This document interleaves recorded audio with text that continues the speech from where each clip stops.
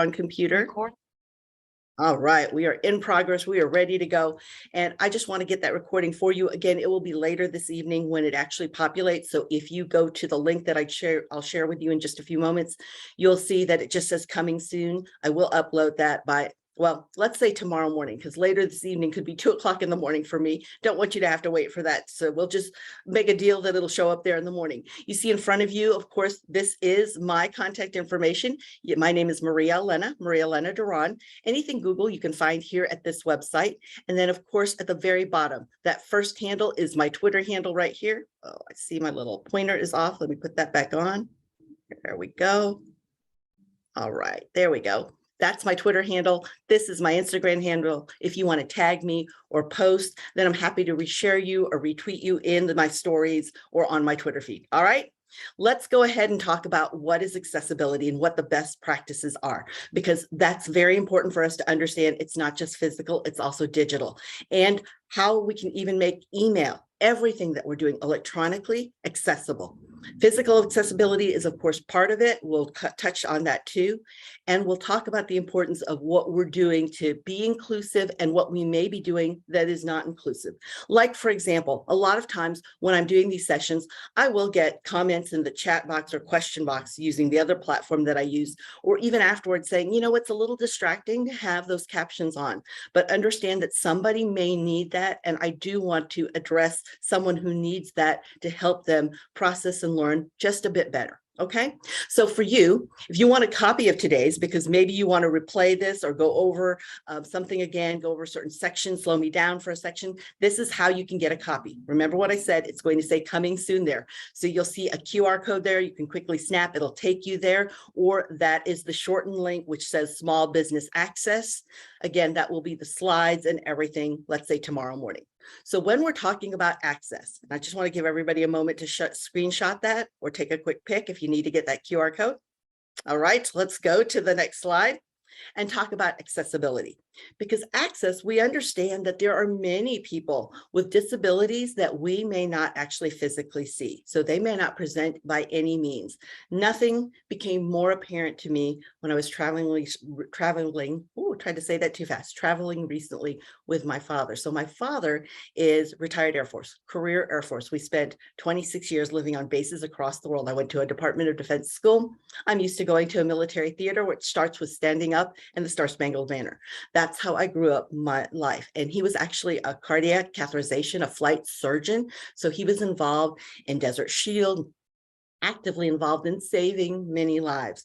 But because of that, he actually has exposed his side of his body to a lot of radiation. And so now at 80 years of age, or a little over 80 years of age, he's lost his hearing there. He has to wear a hearing aid. I see how many people shout at him and talk to him as if he doesn't understand what they're saying. And he understands, he does. Now, yes, a hearing aid he does have. It's not as beautiful and clear a hearing as those of us who have the whole shebang, the ear tunnel and such. So he does have to struggle quite a bit. But I see people completely slow down, hunch down to try to talk to him as if he doesn't understand, and he absolutely does.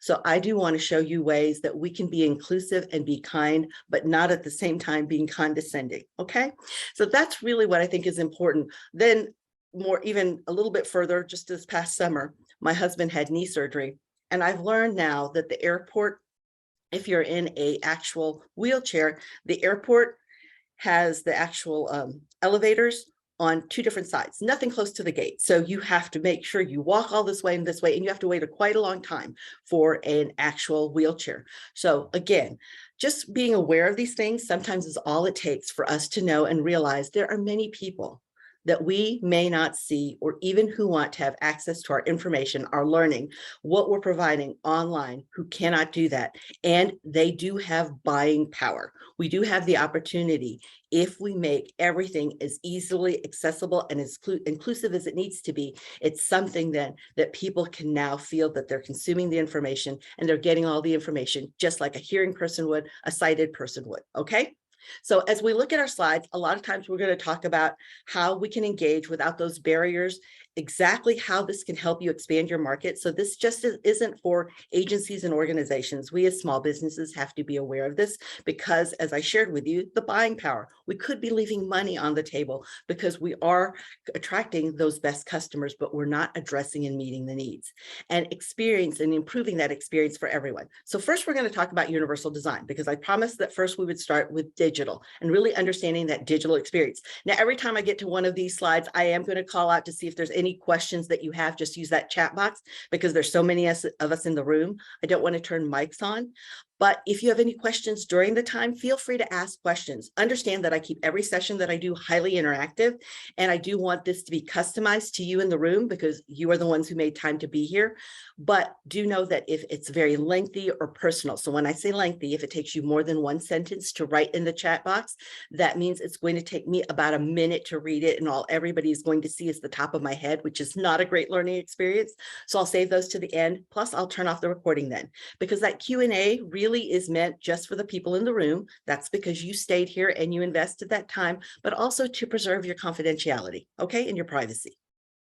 So as we look at universal design, we want to talk about image descriptions. I'm sure you've heard about alternate text and descriptions. How many readily use that whenever they're posting any photos? Let me know in the question or the chat box. Sorry, you can tell the other platform I'm used to using is set, we call it a question box. So again, give me just a bit of grace as I get the terminology down here in Zoom.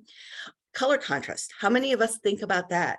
Because there's a great majority actually of people that are colorblind than actually see color. But I see people, even when they're sending emails, that will say, look at my response in yellow. Look at my response below in a green highlight, which often is not picked up. Then design techniques, even on our site and what we distribute and the links we provide to everybody, is it something that, again, is very inclusive and friendly of everyone? Text formatting and headlines and headers, are we putting too much in there that it can actually bog down a screen reader? Text links, are we making it easy for everybody? LinkedIn asks you to do it. So LinkedIn, just to actually put in descriptions with your photos. That's awesome, Lisa. I love that if that's what they do, because a lot of times we don't think about that. We just think alt text is for Google bot or for the search bot, but we don't think of perhaps that this could help us and help someone who's consuming the information. Text links, for example, and I did not happen to bring my phone right next to me. It happens to be too far away. But if your phone, you've seen it before when you're trying to tap on a text link, and if it's too close together, then our big fat fingers may touch both of them, but we don't blame our big fat fingers. We blame the actual organization or the company that is put on that website. So take a look at your text links. Are they easy to understand what they are? Are they easily accessible so that they're not trying to text? Actually, no one is trying to actually click on 3 links at the same time. And then video captions and transcripts. We're going to talk about that more today, but now this is really your time. I've done a lot of talking, and I want you to take a look at this photo and in the chat box, describe for me what it is that you'll see. I'll give you a few moments to think about it and start typing or texting if you need to in that chat box, but let me know. And I'll move my little red highlighter out of the way. So as you're looking here, describe exactly what you see. A teacup of coffee. Awesome. Thank you, Jana. Cup of coffee. Perfect. Thank you, Cindy. Cup of black coffee with a spoon and saucer. Thank you, Stephanie. A cup of black coffee sitting on a saucer with a spoon on the saucer as well. Thank you, Lacey. See how we're getting a little bit more descriptive, a little bit more clear. Warm, comfy heaven in the morning, right? I call it the elixir of life, Teresa. I'm with you. I am so with you on that. Black coffee at a diner. Thank you, Casey. Anyone else want to join in and share what you actually describe, what you see? A cup of black coffee in a white cup and a saucer with a spoon viewed from above. Glenn, a cup of black coffee in a white cup on white saucer with silver spoon. Excellent, everyone. Thank you so much for playing along. Feel free to jump in. Cup of black coffee. Absolutely, Cordelia. Now I'm going to ask you to think about what you wrote and think about the next slide. You see, a lot of times what we miss in communication is not describing exactly what's there, but it's the context of what's there. You've heard that saying, content is king. You know, everybody's talking about content. You want to put content on your site. Google's looking for helpful content. I want content that people will see on social and they'll engage. And we talk about content, but we talk about the king, but we talk about the queen, which is context. Context is that a cup of coffee on a white saucer with a silver spoon looking from above. It's a black cup of coffee, or there's black coffee in that cup. The cup itself is white on a blue background that is a diner table, or maybe is it the back on top of an ad. And this is a little section of a billboard. Is it a little screenshot of a YouTube screen or a YouTube stream that's actually happening? What is the context? Where is this at? Are there two people sitting at diner having an intense conversation over a cup of coffee? Is it a cold cup of coffee that's been sitting and waiting with nobody attending to it at an empty diner?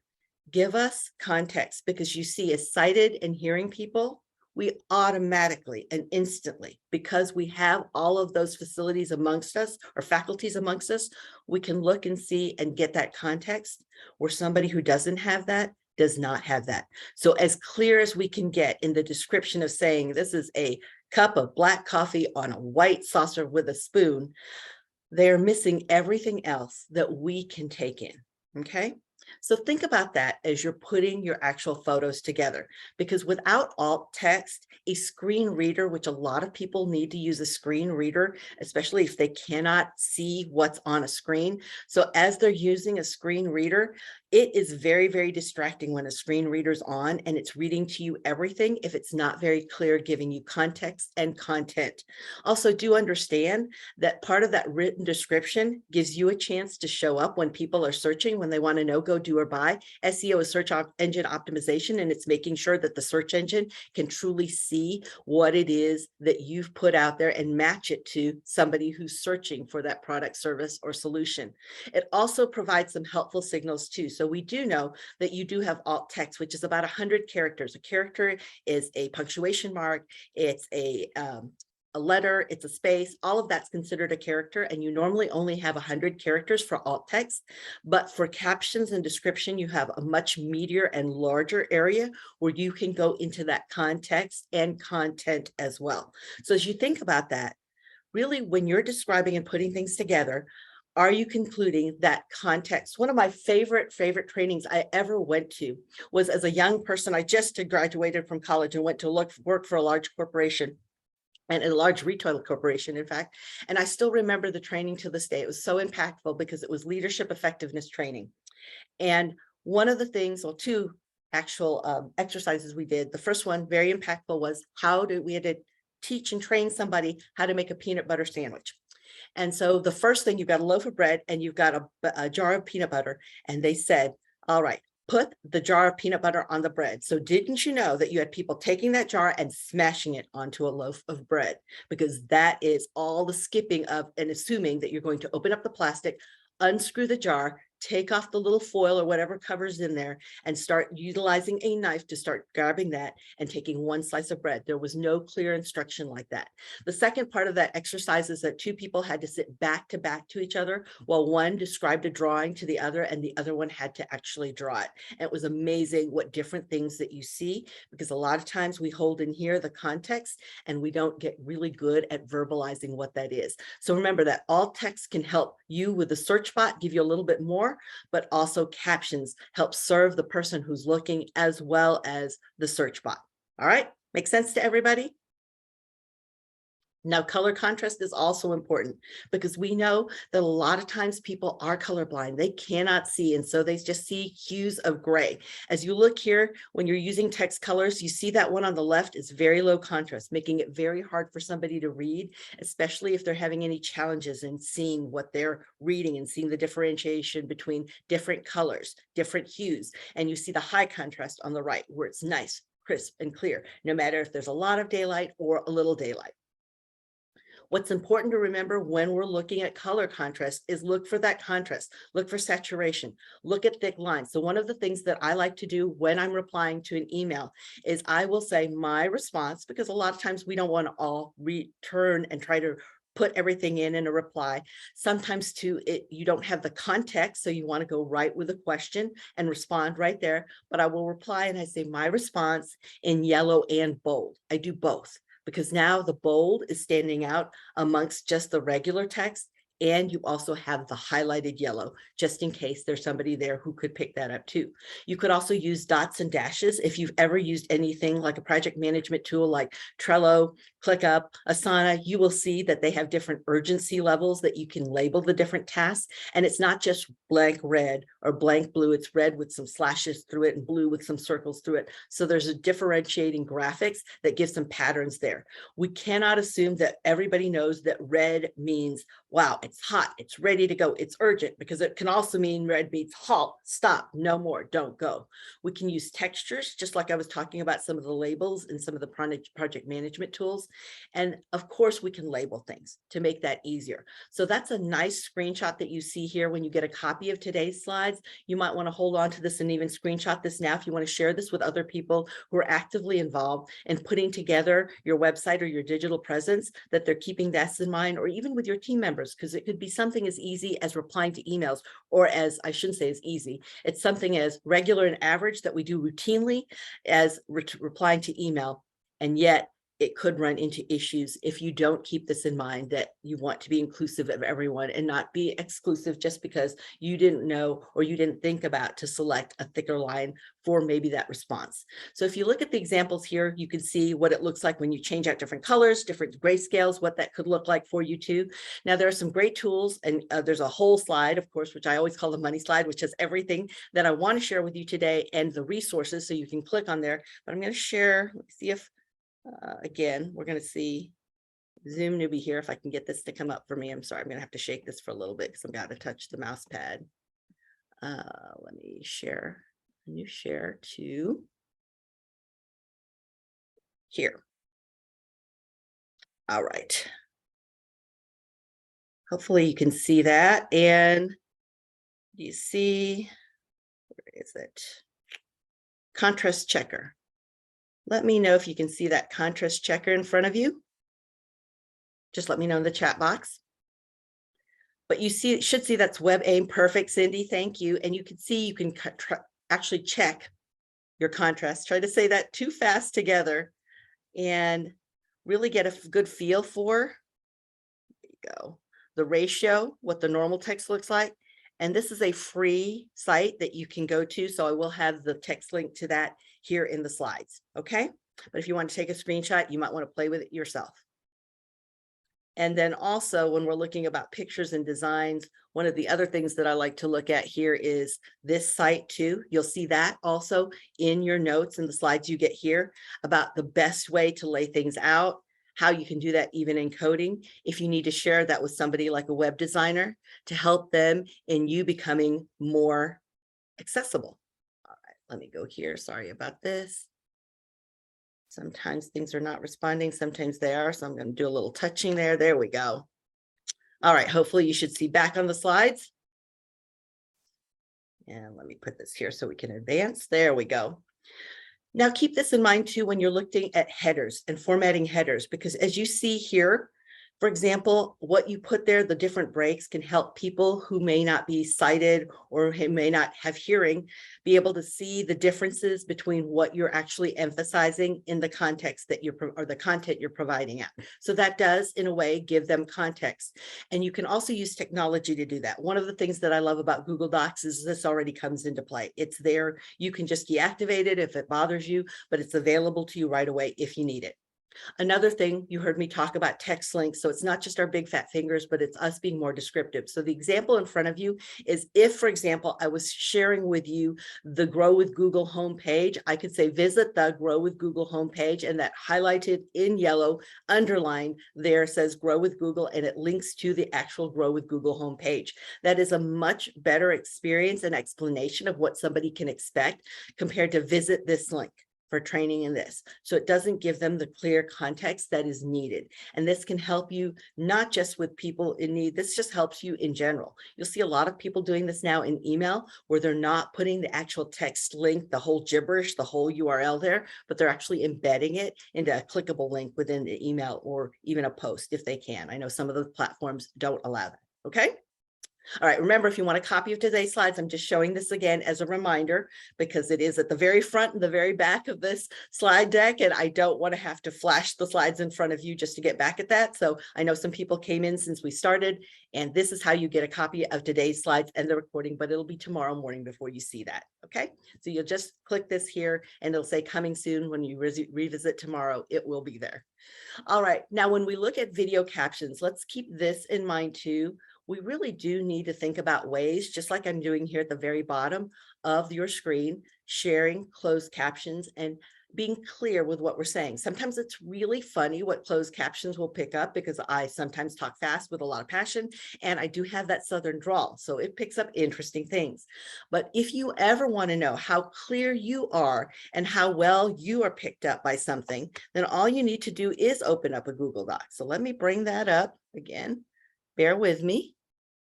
I'm going to become really, really excellent at this pretty soon. And I'm going to show with you this slide. All right, or that screen actually. There we go. You're seeing in front of you, that's a Google Doc. If you will go to Tools, so I'm going to click on Tools. And if you go to Voice Typing, then all you need to do is speak, and you can practice your enunciation there. You can practice how you say things and your pacing and really see what any closed caption tool will pick up about you.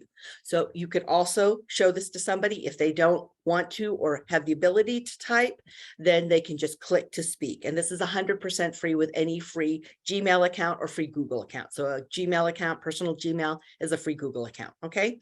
So you do have that in front of you. You can do that. What also you could do is, as you're looking at sites and any digital things that you put out there, your online presence, if you'll look at the next tab, okay, you'll see screen reader in front of you. Do you see that in front of you, everyone? Just let me know. That's a Google Chrome extension screen reader. It's 100% free. All right.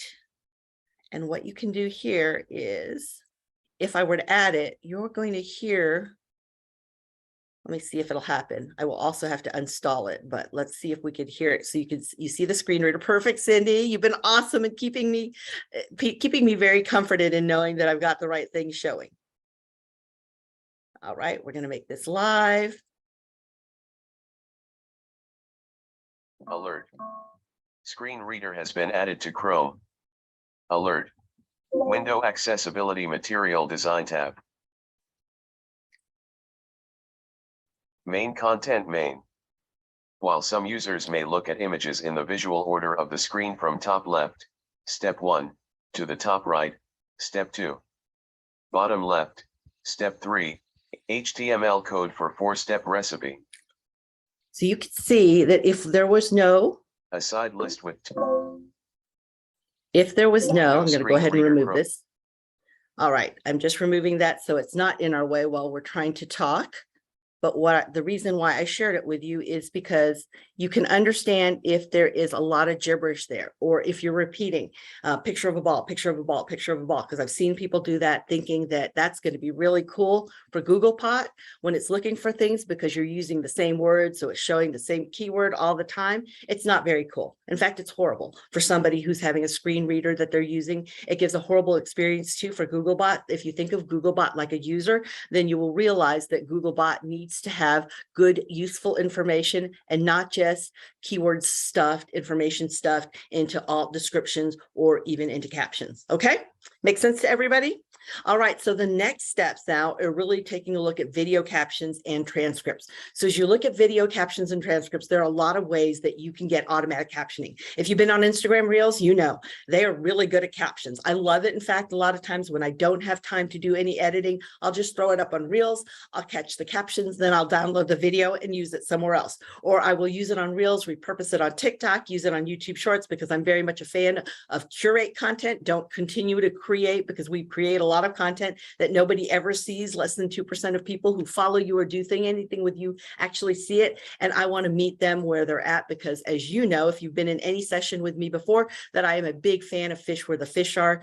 It takes a tremendous amount of time, energy, and money to be able to get to people to look over here when they're all looking over here, right? Okay, so I have a blog and had someone email me who is failing her eyesight. She expressed that she loved reading my blog, but wished I had a way to play the blog post. Does Google have a way to add audio to existing blog post copy? You can add it. For example, if you did this, I was trying to think.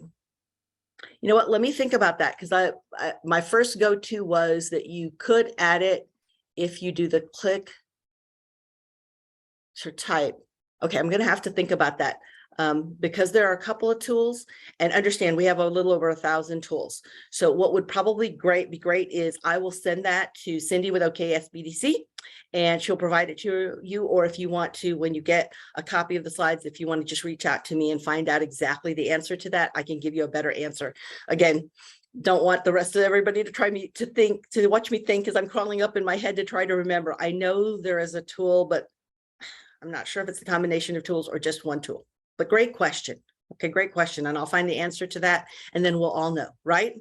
All right, so as we're looking here to, if you want to create automatic transcripts, it doesn't just have to be the captions that you're downloading from Instagram bit by bit. You can also create your own transcripts. You can have somebody transcribe it for you. That is some of the ways you can bring that there, but there are a lot of free ways to do it too. So let me show you how to do that. One is, of course, with YouTube. You may or may not know that YouTube has automatic captioning. So go down to the gears there. You see that there. You can toggle that little auto translate. And once you do that closed captioning, you'll have that on. It's not perfect. It's not perfect. I've seen it. I've had to watch shows around that, but it is something that is available there to you. What you can also do is enable transcription there with your YouTube channel or your YouTube video you're watching, and download the transcript too. So you can have that available. So that is something. Okay, I'm sorry. I'm thinking about that last question. I want to give you an answer to that, but to give you the best answer, I should wait till after this. So I will do that for you. Okay. Remind me though to do that and provide that to you. So, and that was, let me see, Emily. Emily, that's a great question. And I don't want you to think I'm just ignoring it, but I want to give a really clear answer. There's also Vimeo here. You may or may not know that Vimeo also has auto caption on there. So you can turn that on. And let me see, I'm going to go back to this here, this presenter. If I can go forward, there we go. We also have with TEDx, you have automatic captioning there. You have a lot of subtitles. For example, I was working in Expo. So I was at the Association for Chamber of Commerce Executives. So the International Association had their big international conference in Indianapolis. And we had a lot of people in that expo hall, and we were playing a video. So what we did with YouTube is we turned our captions on. We turned the audio off completely because no one was going to hear over the noise of the expo hall, but they could come up to the booth and read it. So it was a good experience for them. And there wasn't anything extra that we needed to do other than turn mute on and put the captions on. You can do the same with your TEDx video. You can also do the same thing in TikTok. It's automatically built in there. So you have all of that access. And remember what I said about being able to download the actual audio into a transcript in an actual YouTube video. You can do that right there. You'll see that menu coming up. If you click on the 3 dots there, that'll take you all the way down to where you can use that transcript and get that. So you have all of this access to you, and I encourage you to do that to make it more accessible to everybody. So your digital presence is giving them the opportunity to consume information, just even like Emily said, looking for that tools that makes it nice and easier for them to really enjoy what you've created. Now, a lot of times when we're sharing things, and you'll hear me do this and say this even when I'm leading sessions about the best resumes or the best job hunt tools, is we'll send things in PDF. PDF stands for portable document format. It keeps and retains the integrity of the actual document, the way you've laid it out, the white space that you've laid there, everything looks the same as what you're sending out to the person who's receiving. It doesn't adjust to their actual program that they have that may be opening it. The problem with PDF is it flattens everything. Okay, so you don't see any clear distinction there, which makes it hard for people to read or a screen reader to even read. So understand that PDFs can be where it's easier and even nicer, because it gives us the nice design that we want if we're sending it to people who are sighted, but it's not always the nicest experience if you have any other issues or challenges. Okay. All right, any questions before we go into email accessibility? Let me know in the chat box. All right. No questions. Let's go ahead and dive in, but feel free to ask questions. This is your session here. For email, you heard me talk a moment ago about when I reply to email, if I'm replying within the actual context and content, I should say, of the email that I'm replying to, and I'm answering questions there, that I will make it bold and then I'll highlight it. I'll do both. But for you, think about with your email, is the layout there? Is it the one column layout that you're sending out? Especially a lot of times people will send out email newsletters and they'll have two columns, and two columns are so 1990. It is definitely changed. We want the one column because we're all reading on a 4.5-inch screen. Remember, we go 89% of us go to a mobile device first, and we don't want to see two columns on a 4.5-inch screen. It's too much. So it does need to be nice and mobile friendly where they can just scroll and read. And also then remember, what is the purpose of those links? Are we describing those just like I was showing you with the text links? And emojis, while they're wonderful for your open rate if you're doing email marketing. If you are sending to somebody who might have that actually read to them, that could be an issue. Okay. So it's actually read to them by an automatic screen reader, which could happen. By the way, Emily, yes, a screen reader could be used if you wanted to live, put that screen reader on live, but she would have to install it. So there's some steps. I know there's an easier way. All right, so but some of the best practices in email marketing is, remember the 60-40 text ratio. We want 60 text to image. We want 60% of it to be text, 40% to image. All right, that's what we want to look at when we're looking at email marketing, because when we get too image heavy, then of course we have to have a lot of alt description and a lot of captions within there. Watch your font size. I have been on a lot of people's websites where I know that people will leave a website within seconds if it's too difficult to read, and some people's font size are 10-point Arial narrow. That is not easy for anyone to see on a mobile device. And if people have to pinch and zoom or swipe side and side to finish a sentence because you put so much, cram so much in there, that's too much. Also, remember what I said about that good contrast in the color. We saw that a moment ago, and we saw that great tool that you're going to have access to in the links. Now, also, maybe you can give some closed captioning in your videos too, giving them the opportunity. So a lot of times people are sending video replies now, and that's the reason I bring it up, because we're talking about email. So in video replies, do you provide transcripts there too, just in case they need to have access to and consume that information with that transcript to be able to really get the core of what you're talking about. Now we're going to jump into physical accessibility, but before we do, I do want to find out if you have any questions. Find that chat box, let me know while we have this time together. I'm going to push on, but feel free to use that chat box for questions. So if you've never traveled around in a wheelchair, I've had the great blessing of having an oldest child broke a leg, another child who had an injured leg, and trying to get in for another child who is a 16-year-old boy who you're trying to lift up. There's no ramp to get into a Suburban from the curb of a hospital. Try that as a 5-foot woman trying to lift him up into a Suburban. So you can see that there are some obstacles or things that we may need that are not there to make it easy for somebody just to even navigate a physical space.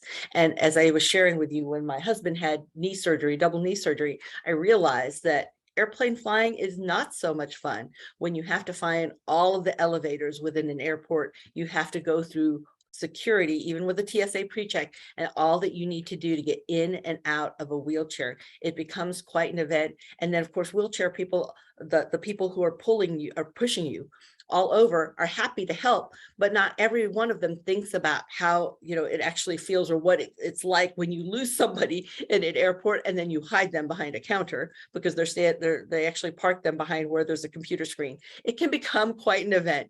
So just look at your physical space. Can people make wide turns? Is there anything physically in the way?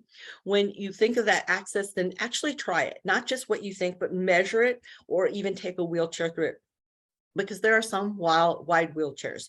We went last October to Disney World. It was my father's dream to actually see the Millennium Falcon. And at the time, it was about a year and a half ago, a little over a year ago. But we went to Disney World because that section was open and we could go there, but he's in a wheelchair. Mom and he are both. So we have to get from the hotel with 2 wheelchairs in a vehicle and then out, because if you ever go to Disney World, you can't reserve wheelchairs. It's a first come, first serve. So you don't want to walk through Disney World, that huge place, without having a wheelchair. So we went ahead and rented and brought some in that we were able to have delivered at the hotel, but then transporting it becomes quite an issue. So think about what it's like when somebody makes the decision to come to your location and now they're at your location. Think and step through that. It truly is a moment of walking in their shoes. You're rolling in their wheelchair and you're trying to figure out what that's like, or even if they have a walker, what does it feel like? Understand what the ADA, the Americans with Disabilities Act regulations and their guidelines are. Of course, service animals, we see a lot of people coming in with service animals, and I see a lot of locations being very service animal friendly too, but publicize your support so people can make that decision when they're searching on Google search and maps, who to do business with. Now they can see that you have all these amenities and you're making sure that this is completely accessible and inclusive to them. Then they can decide that this is who they want to do business with. So when people are searching, make that information right there and available. And that's what we're talking about here in everything today, is truly about being inclusive. So when we say being inclusive, we are talking about no assumptions, right? I don't need somebody who is a cardiac catheterization flight surgeon to have somebody bend down and look at them and speak so slowly as if they can't understand simple words. I know it was, she was trying to make sure he heard it clearly. We were boarding Southwest Airlines, which I'm a big fan. I know not everybody is, because there have been some issues, no lie, no doubt, but they couldn't load him on the plane because he needed some wheelchair assistance, but also he couldn't hear. They wanted to bring in an interpreter. He doesn't sign though. He has a hearing aid, but he doesn't sign. So he could walk into the plane. So it was a big deal, a big issue. And as I explained to her, I said, if you just listen, I'll tell you exactly what he needs. And now he'll be able to provide it instead of guessing, because the guessing feels horrible for all of us, right? So if you think about that, speak normally. You don't need to yell. You don't need to get in somebody's face and be closer than you ever need to be able to express what you're saying. And if you aren't sure, just ask, because they're happy to tell you. Happy that more than anything, they do not like the having to go through assumptions and go through other issues and to not be heard. No one wants to be heard or told what they should do. No one wants to be shit on, right? Perfect. Okay, so let's see, I see a comment here. We are a startup, and after visiting several different events like ours, one of our main goals is to provide 100% accessible facility. Our oldest son is 100. So, okay, right, exactly. And it's a horrible experience. Nowhere to change. Perfect. See, nowhere to change him. Paths weren't accessible. The staff offered no help. It's quite an event. Until you've been in that situation, you do not realize it's not just one inconvenience. It's quite a landslide of different things that happen, right? Exactly. Emily, I'm with you on that too. I'm with you on, yes. The more we can think about that, the more we can ask, the more we can learn, and we can provide things and not waste time, energy, and money doing things that really aren't addressing the true need. And we can be respectful. That's the big thing. It's just being respectful. And that's why I am okay with asking questions and being asked questions, because I think that gives us the same context. It truly gives us the same page to share from, and a lot better than assuming, right? So here again, if you want some accessibility to all of the different tools that I was sharing with you today, this is what I call the money shot. If you want to take a screenshot till you get a copy of today's slides, and you do see here, let me see. Oh, thank you. Just a reminder here, Emily's giving us a reminder. Thank you so much. If you want to connect with the Oklahoma Small Business Development Advisor, she's giving you the link there in the chat. That's there for everybody.